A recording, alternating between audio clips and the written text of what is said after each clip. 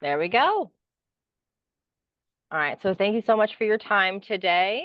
Do you want to do like just a little quick introduction and everything? Sure. Happy to be here, and thank you, Rachel, for the opportunity to talk about writing, which I love, and reading, which I love. So I live in Kennebunkport, Maine.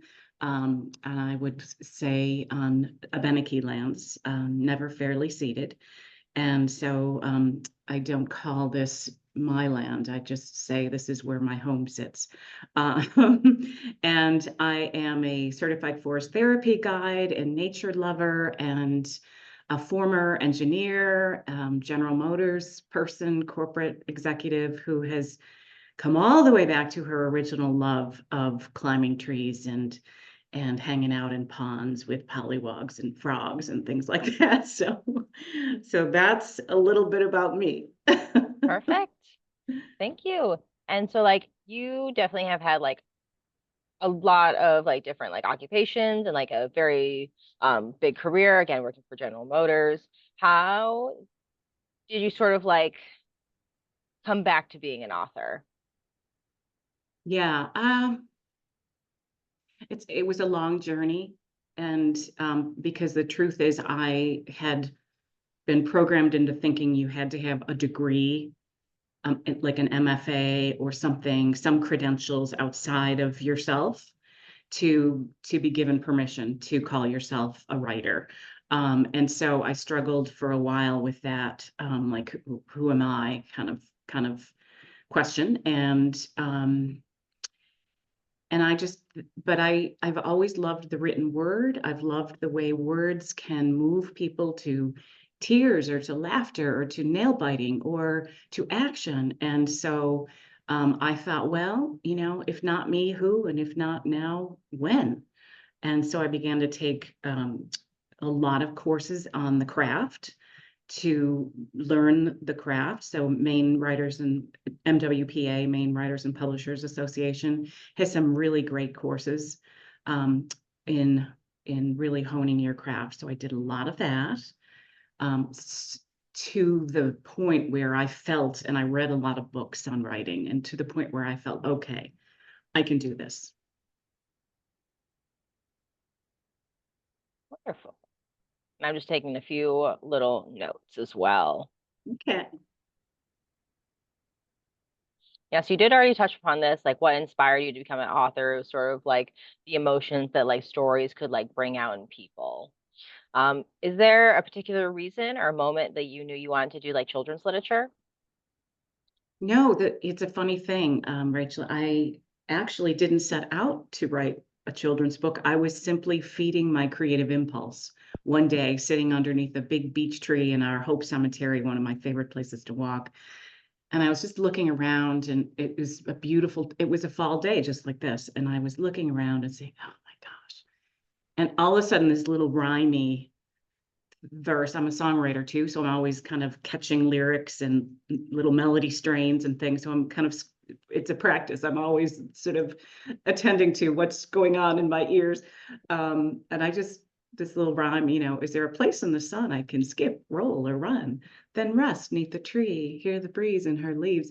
And I just began right then and there to kind of write this rhymey thing down. And I wasn't quite sure, what it would be. But a few people said, wow, that would make such a great children's book. And I was like, oh, I guess it could. Um, and so and so that's it. And then, cut to almost 2 years later, and here's the children's book that came from it.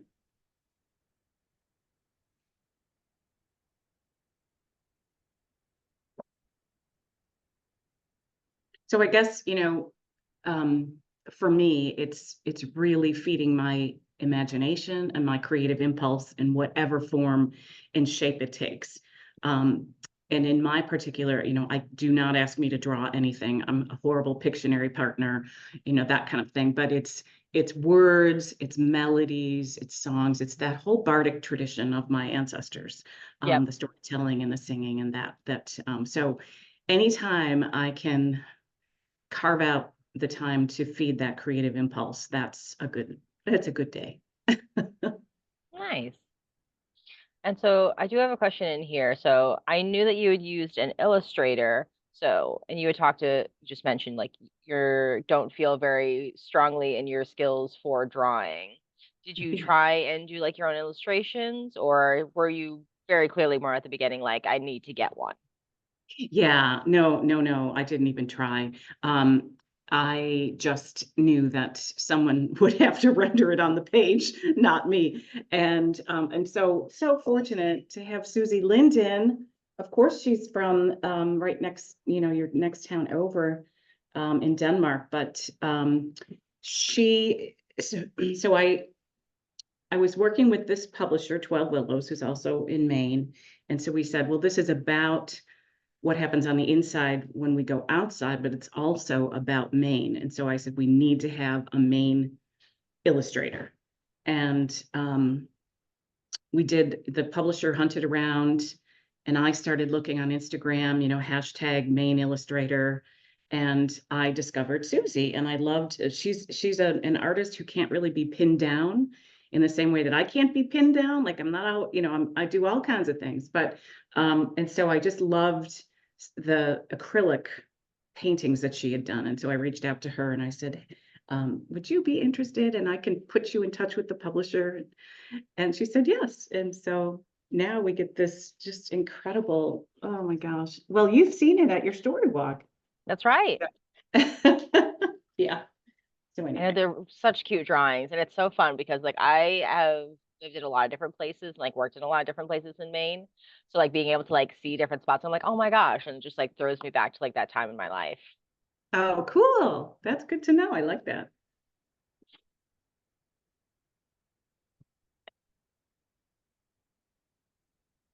And so we have touched on a couple of like the challenges you had when you first started writing, sort of like having to get over that idea of like you have to have a degree to be a writer. Um, and I loved how you were like, well, if not now, then when, and just sort of like taking that like leap. Is there any other challenges that you found you faced and how you handled them when you first started writing? I think there's a stick to itiveness that's very important because the truth is there's all this downward pressure on rejecting writers' works. And I don't know if you know that I have a novel coming out in March or April next year, and so that has been a 10-year devotion. I started writing it in the fall of 2015. Here it is finally coming out in the spring of 2025. And so when I first started writing it, I really kept it a secret. I mean, part of it could have been because I was afraid someone would say, but the other part was I didn't want to spill the energy, the creative energy. And I wanted to just let it kind of be in me be in my own bubble and let it sort of be in a bubble without talking about it a lot. And so to the point where my brothers and sisters were like, what are you doing? You're doing something, but you're not telling us. I have 7 brothers and sisters. Um, so I think the biggest challenge is to believe in yourself and to believe that you can do it. And so this happens to be the book cover. It's not out yet. Of course, it's not even in print yet, but I this wasn't is gonna ask, but the since you're cover writing, reveal. You are the first person to see it. So it's called A Moon in All Things, and it's set in Ireland in 1820s. And it has original songs because I can write songs. But I think the believe in yourself part, I think that if you truly believe that there's a story that wants to be written, and in my case, this was a story to kind of honor my Irish heritage, to honor the dreams that were coming to me that were really very ceremonial and strange and magical in a sense. And just because I felt that, and part of it's a heroine's journey to learn and really what I want to say is, adopt the old healing ways of her great grandmother. at a time when those were considered very dangerous by the Hmm. powers that were at the time. So a lot of nature medicines are in there, the foraging for the wildflower plants and things like that, which I love that part as well. No, that sounds amazing. My Yeah. maternal side is Italian, so I've been trying to like get more in touch with like Italian like folklore and like folk medicine, Ooh. which Ooh, is that it's interesting because it does blend a lot of like Catholicism with like more traditional practices as well as sort of like a way to, be like, I'm not really breaking the rules, but still getting to keep some of like those traditions alive.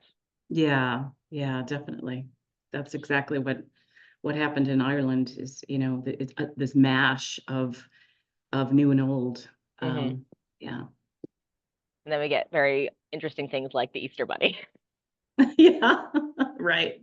Uh, so what are some of the most rewarding things that you found through your writing? Uh, love the writing community. And Maine has a great one. And it's just look, you don't do this for the money, right? So you have to have a different measure for success than again the programming that says, titles, money, minions, stuff, and that's really what we've all been taught success looks like. And the truth Hmm. is that none of that is fulfilling. Anyway, it's very elusive. You're chasing those things for what? It just doesn't have any meaning.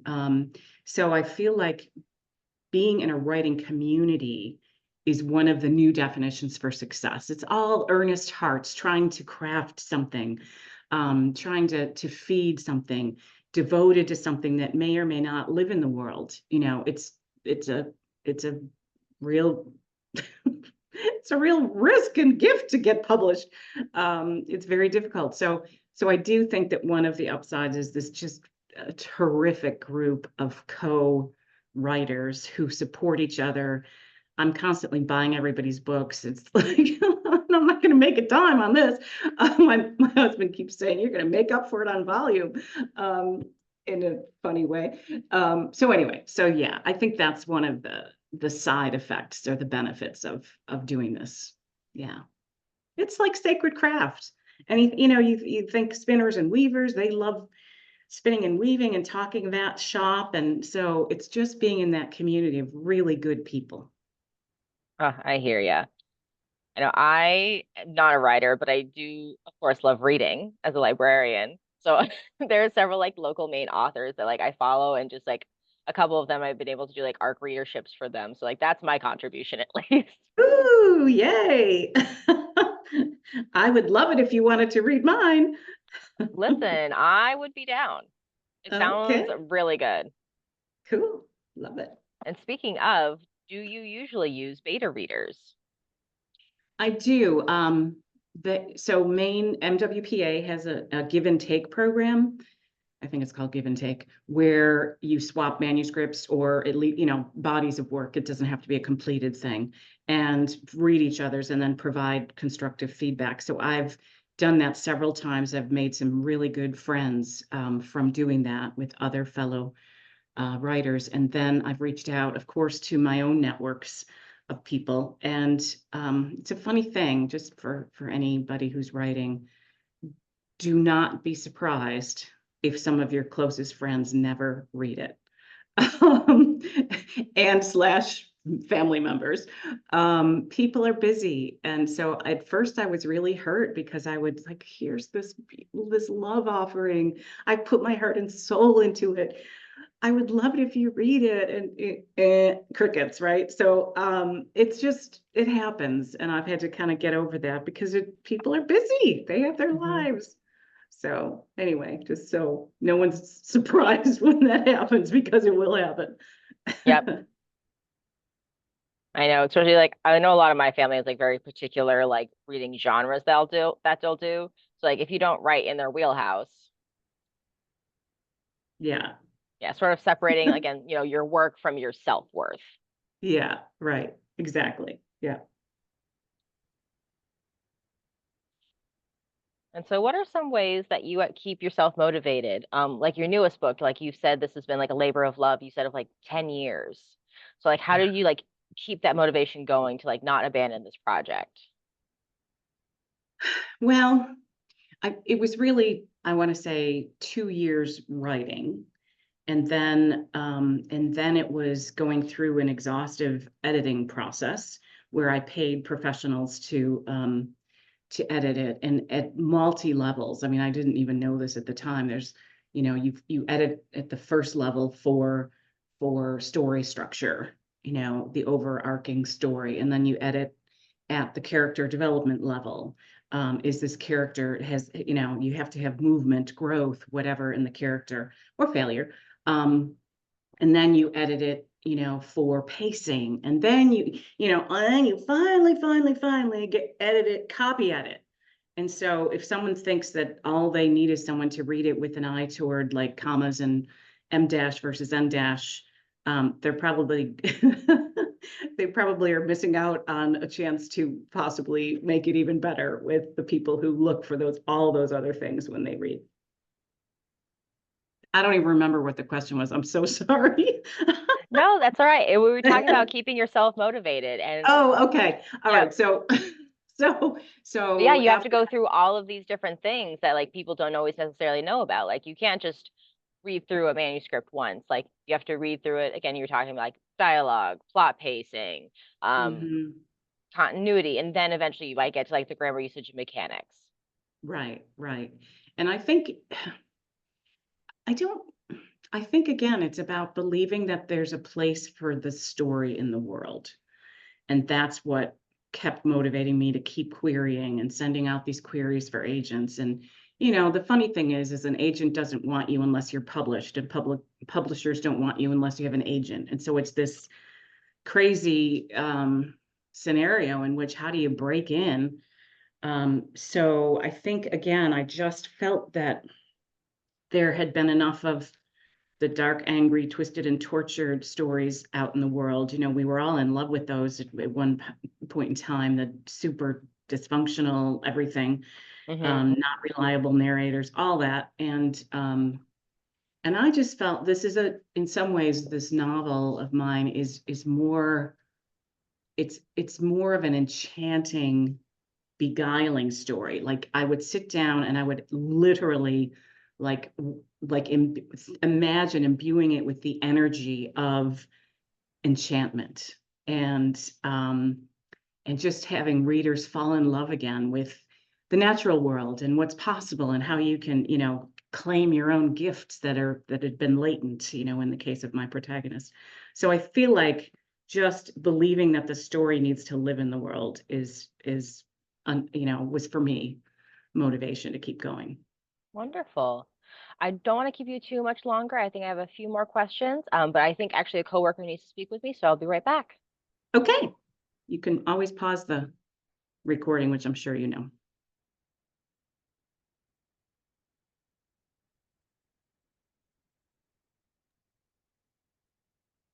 Thank you so much for your patience. Oh, sure, no problem. All right. So I think for me, my last big question is, can you help or offer a suggestion for where people can get started? Like breaking into sort of like that publishing industry, especially if you wanted to do like the traditional publishing route with like having an editor and like an agent. Mm-hmm. Well, I started by submitting to anthologies, and I just feel like I needed to create a track record of publications. And so whether it's magazines, or even letters to the editor, or some volunteering. For a while there, I was a contributor to a little regional magazine called Close to Home, and I was writing about interior decorating, but I was writing and I was using that storytelling craft. Um, and then I've got like this anthology and that anthology and that anthology. And so I just was submitting to those. And once you got something that's a little bit of a wow, she's been published in these, they may not be the New Yorker, but they're something. They demonstrate that the person is committed to the craft, and the person is committed to following through and all that. So I think probably the best advice is to just start small and start where you can and start building up your credentials so that when you do reach out to try to find an agent, you've got something to stand on. And the whole, there's several, I should send you this link, Rachel. It's 5 trends in publishing that a guy who's not even on Amazon, he's huge on Substack. Russell Nolte is his name. He and another woman did a YouTube or whatever video on it. And one of the trends is author, this idea that you don't need a big publishing house, that you can self-publish. You don't even need to be on Amazon. It's how to leverage the social media and that, and Substack in this case, which was the place where everybody went to, all the writers went to during COVID, to really make a lot more money per book than you ever get in royalties with any publisher, and really control your own destiny. And then it's all about controlling the email list, because if somebody buys a book on Amazon, you don't know that person from Adam unless they write a review, and you certainly don't have access to emails. So the trend is toward sort of needing to have entrepreneurial skills along with the writing skills, which is makes me crazy sometimes, but that's one of the trends anyway that's going on. I'm happy to send you that link. Yeah, no, that would be amazing. And you've got my email, right?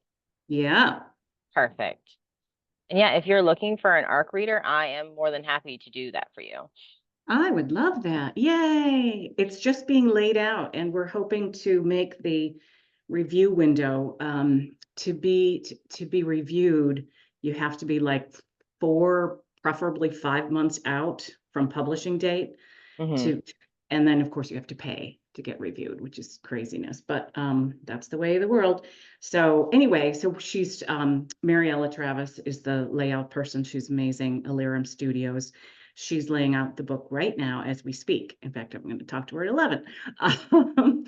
And so as soon as I get a digital ARC, I'll send it your way. Would love that. Perfect. I'm also happy to I can send you my credentials for authors I've read for. Oh, wow. Fab. It's Love that. 2 people, but That's okay. I know if I didn't go into STEAM, I have my bachelor's degree is in marine science. Um, Wow. uh-huh. But again, I got into like that sort of mindset, like, oh, like going into like literature and like being an editor isn't gonna, be stable. So I went in for a STEM degree, and then I just got back into like liberal arts. Wow. Yeah. Yeah. So we have a lot in common in that respect. It does Yeah. come in handy though. Yeah. It really does. Yeah. Those skills are transferable for sure. Yeah. Yeah, so you did mention sort of like leveraging social media, utilizing Substack, the Main Writers and Publishers Association.